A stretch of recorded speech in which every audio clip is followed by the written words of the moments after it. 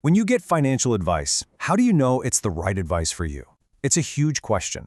Well, thankfully, there's a professional safety net that's designed to protect every single investor. It's called the suitability requirement, and it's basically the core rule to make sure the advice you get is actually tailored to your life and your goals. So let's break down how it all works.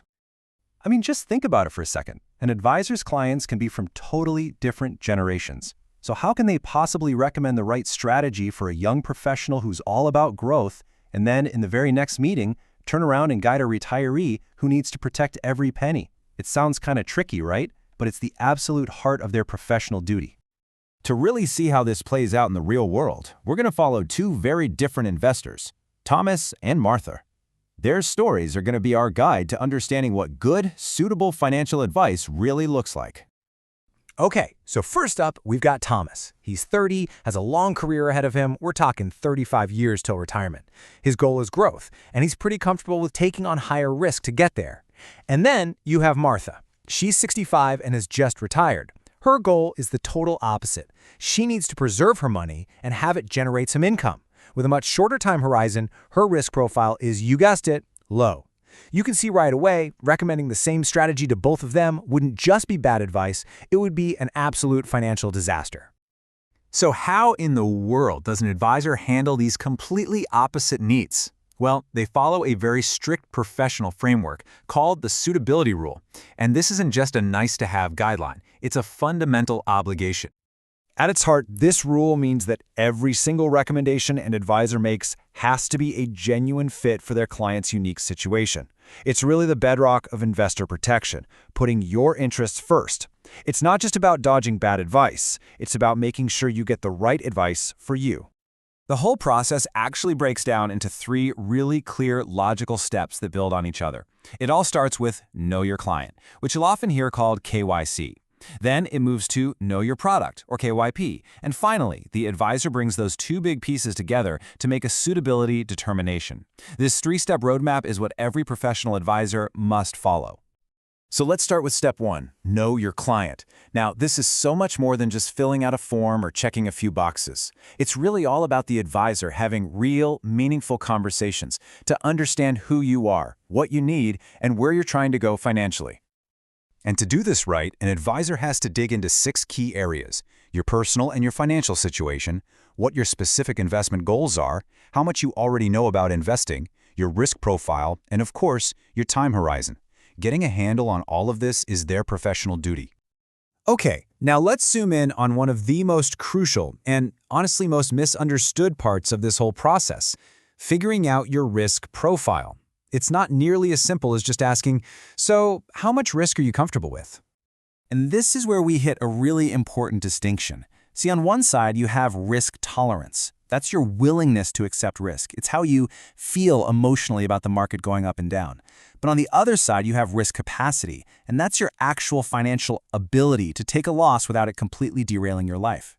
A great advisor knows that your capacity for risk is always the more important factor of the two. Here's a perfect example of why this matters so much. Let's talk about Janice. She's a single mother and she has $20,000 in savings. Now, she might say she's willing to take high risks to get higher returns. That's her tolerance talking. But her capacity to actually lose that money is extremely low. I mean, it could be devastating for her and her family.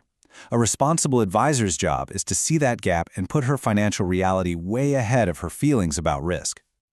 All right, so once an advisor deeply understands you, the client, the next pillar of the process kicks in. Know your product, or KYP. Because just like they have to understand you, they also have to have an expert-level understanding of every single investment they might recommend.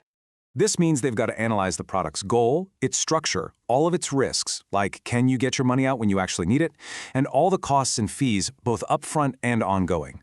Plus, they have to consider its overall complexity. It is a really thorough due diligence process that goes way beyond just looking at a product's potential return.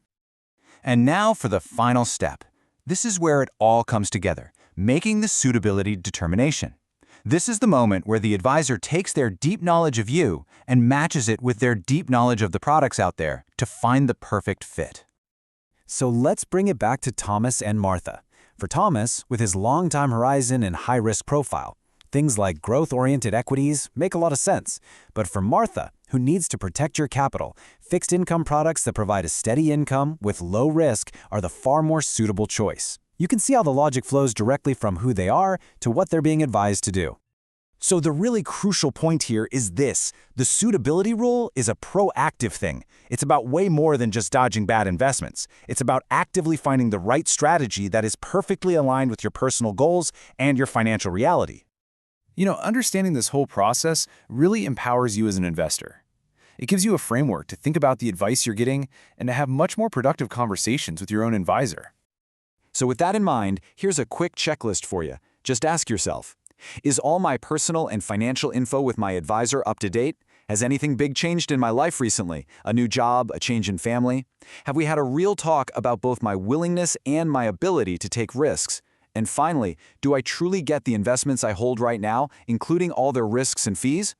Because at the end of the day, this whole process just highlights a simple truth. Good financial advice isn't something that happens just once. It's an ongoing conversation, a relationship that grows and adapts as your life changes. So that leaves us with one final big question.